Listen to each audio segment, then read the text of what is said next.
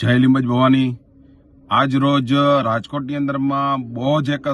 શરમજનક એક ઘટના બની છે અને એ ખરેખર બહુ કરુણાદય અને બહુ વેદનામય ઘટના છે। એની અંદરમાં પૈસાની લાલચમાં આવીને માણસ આટલી હદ સુધી ગીરી શકે એ આજે જોવા મળ્યું છે કે પૈસાની લાલચની અંદરમાં જે કોડ ભરેલી દીકરીઓ કે જેણે પોતાની કેટલી અરમાનો લઈને લગ્ન કરવા માટે દીકરીઓ આવવાની હતી, એ દીકરીઓએ પોતે નાના મા બાપે આડાઅવળા કરીને પૈસા પણ એ ઇવેન્ટના નામે એનવી ઇવેન્ટના નામે પૈસા પણ એને આપેલા છે અને એનવી ઇવેન્ટના નામે એને આયોજક વર્ષોથી કરતા આવે છે અને વર્ષોથી કરતા આવેલા એક ચંદ્રેશ છત્રોલા કે જેણે સમગ્ર સમાજને નીચા જોયા જેવું કરી દીધું, કારણ કે એણે અમારા સમાજની દીકરીઓ સાથે સર્વ સમાજની દીકરીઓ સાથે આ રીતનો વ્યવહાર કર્યો અને આજે જે લગ્ન નું આયોજન કર્યું એ આયોજક તરીકે પોતે જ હતા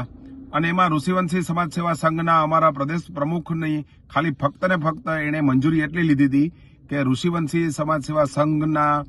નેજા નીચે હું કરું, તો ગુજરાતભરની અંદરમાં ઋષિવંશી સમાજ સેવા સંઘના નેજા નીચે હજારો લગ્નો થયા છે, હજારો દીકરીઓના લગ્નો કર્યા છે। અમે હર હંમેશા લગ્નના દાતા તરીકે જ રહ્યા છીએ।